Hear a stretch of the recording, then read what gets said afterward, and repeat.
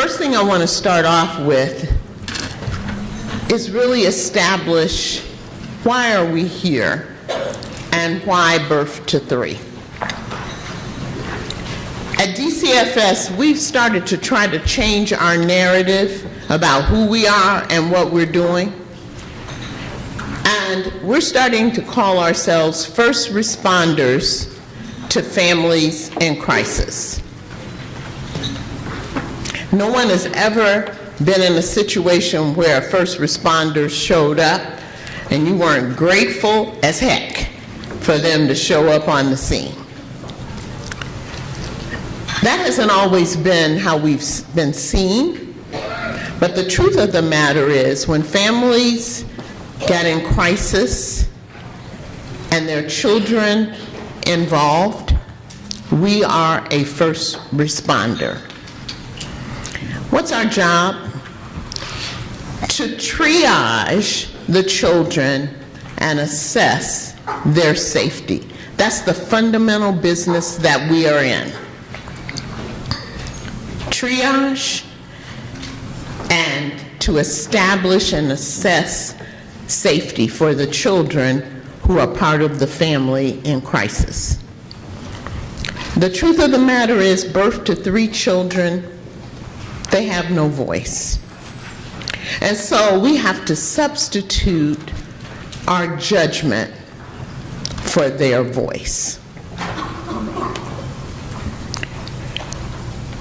Because if we don't do that well, there are dire consequences when we are not able to hear what children birth to three have to say about being a part of a family in crisis.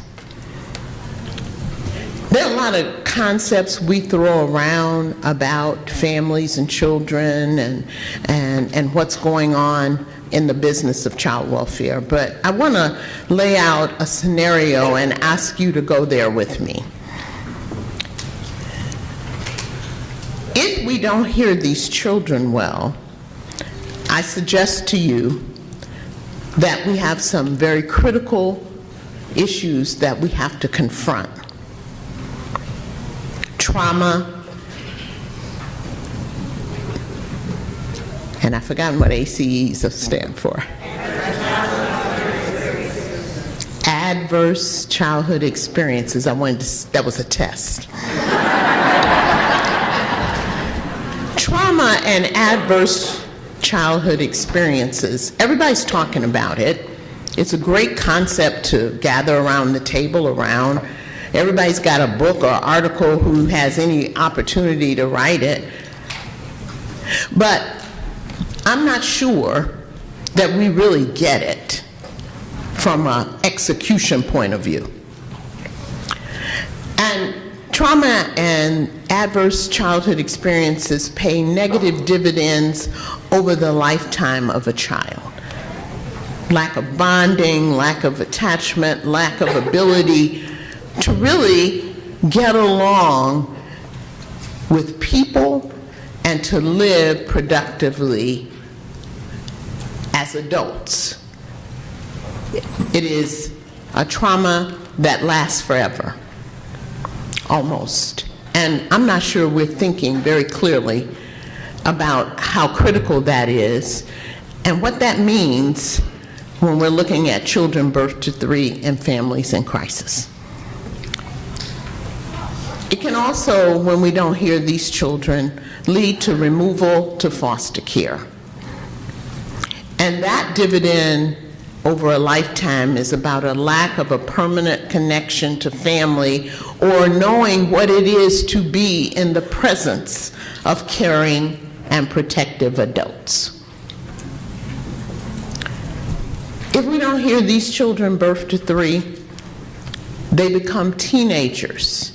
And we have them, numbers of them, that we see every day, some in care, some who've been in care, and some who are walking up and down these mean streets on a daily basis.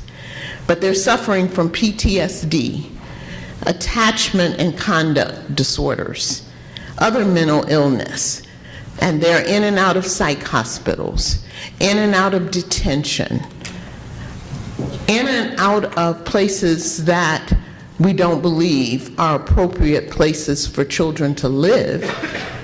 They're supposed to be getting treatment, but oftentimes they wound up living there. It's a placement. In addition, if we don't hear these children birth to 3, we wind up with children who get involved with the juvenile justice system. And that involvement may lead to the adult justice system. And tragically, and probably the penultimate outcome, is that we wind up not hearing children birth to 3, and later they wind up in inappropriate relationships and manifesting inappropriate behaviors. A gang feels like a family. Domestic violence and anger feel like ways to get your frustrations out. Paramours become more important than babies. Paramours become everything, and paramours don't come equal. Some are good, and some of them shouldn't be hung around. And then substance misuse. Drink too much, smoke too much, take serious drugs, not productive, therefore you're available when Bobo and them drop by with a 40 ounce, and then the next time they drop by, they got a joint or 2, and the next time they drop by, they got some heroin, cocaine, or they got some pills. Or you wind up caught up in a meth situation, and once you get caught up, it's hard to get out. So the results, tragically, I want you to know from looking at the work we do, is these birth to 3 children can wind up growing into adults without the capacity to be productive and keep their own children as adults safe.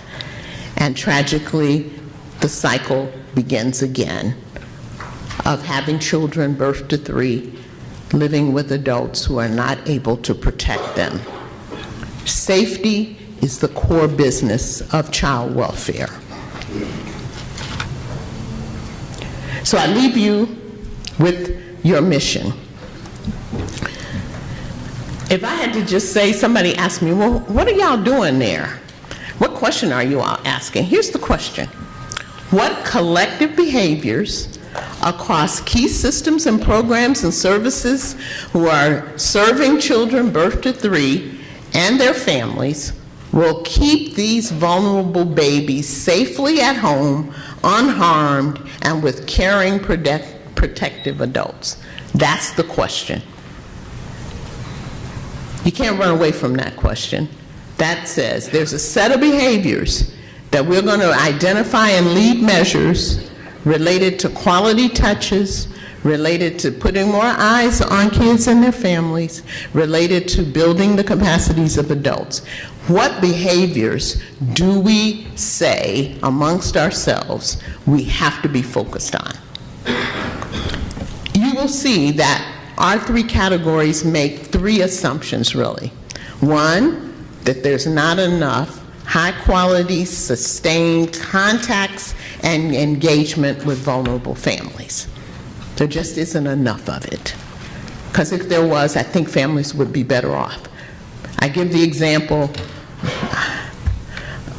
of a baby that was left at home a whole weekend by themselves, and they died. That used to be back in the day when a young mother wanted to go out and party. She dropped the baby off at her mother's house or somebody's house, TT's house, Tia's house, somebody's house, and say, oh, I'll be back in the morning. And they don't come back till Sunday night. Now, wherever they drop the baby, they mad, but the baby okay. And the next time she show up 3 weeks later with the same story, they're going to let her drop the baby off again. because the welfare of the baby superseded what they knew was going to be their anger and frustration with her for choosing partying over taking care of her baby. But today, we're not seeing that. Second assumption, need for more comprehensive and intensive strategies that address both the child and the family's issues. We can't just serve the child and get reunification. Actually, we can't just serve the child and even get adoption or guardianship, to be honest with you. And then the third one is need for a sense of urgency from multiple vantage points, not just DCFS. If I can say one more thing, I'm tweeting, they tweeting for me, but I'm supposed to be tweeting. But if I had to tweet anything, when they get ready to tweet, they need to tweet that last line. Why are we here? Because we need to get a sense of urgency from multiple vantage points on this issue that plagues our Illinois child welfare system. We cannot do the work alone, and you shouldn't even want us to.